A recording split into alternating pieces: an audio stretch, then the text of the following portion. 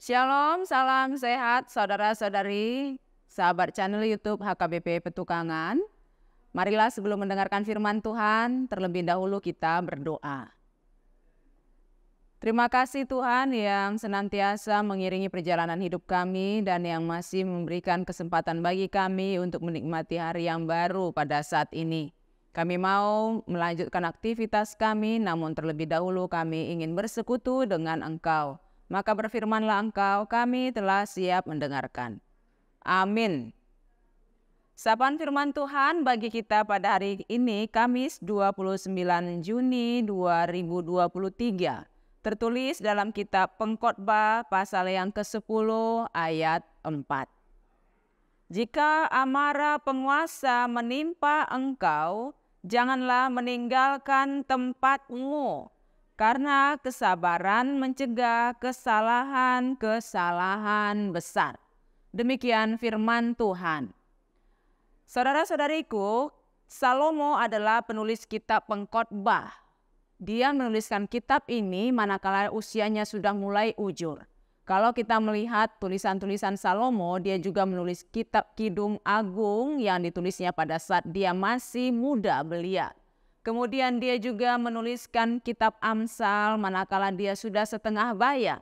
Dan pada saat ini dia menuliskan kitab Pengkhotbah itu manakala dia sudah mengalami fase akhir-akhir hidupnya.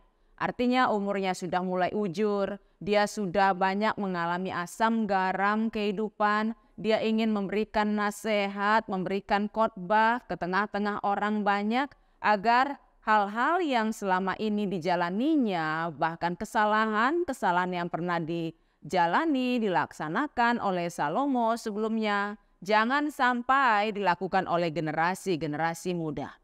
Kata kitab Pengkhotbah ini kalau kita lihat dalam bahasa aslinya adalah Kohelet atau dari asal kata kahal yang artinya berbicara. Diartikan si Salomo ini berbicara di tengah-tengah kumpulan orang banyak agar orang banyak itu bisa memahami pesan-pesan yang berbau nasihat sehingga mereka bisa mengimplementasikan dalam kehidupannya sehari-hari.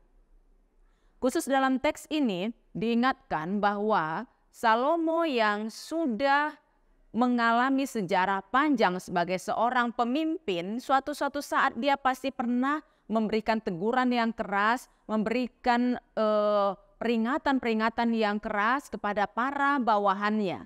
Dan selaku pemimpin di situ dia akan membaca karakter dari bawahan-bawahannya manakala mereka diberikan peringatan, mereka diberikan teguran. Dia akan salut, dia akan kagum apabila bawahannya itu tidak langsung reaktif dan meninggalkan dia manakala dia memberikan peringatan terhadap mereka.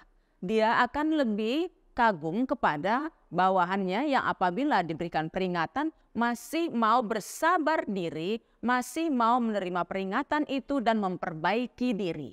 Inilah pengalaman seorang pemimpin besar. Seorang pemimpin besar di sini sedang bercerita dan sekaligus menasihati orang-orang yang mungkin sedang dalam kondisi berat sekali karena konsekuensi dari kesalahan perbuatannya. Dan dia melihat ada orang yang apabila diingatkan itu reaktif untuk melawan, untuk membela diri, untuk memprotek diri, tidak mau diperingati dan tidak ada perubahan dalam dirinya. Sementara ada yang diberikan peringatan, teguran keras, dia bisa menerima itu dan dia mau memperbaiki diri.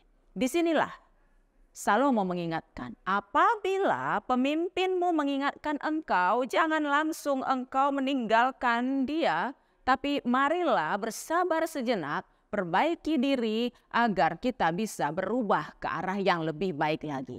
Saudara-saudariku, tentunya semua kita pernah mendapat peringatan dari orang-orang di sekitar kita, mendapat teguran yang keras dari orang-orang di sekitar kita.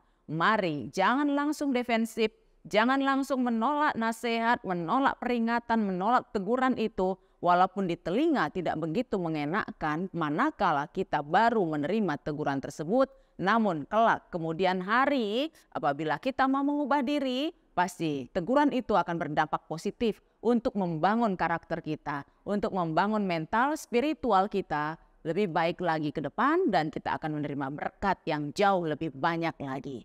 Marilah buka hati untuk menerima nasihat. Jangan langsung meninggalkan hal-hal yang tidak begitu menyamankan dalam hidup kita.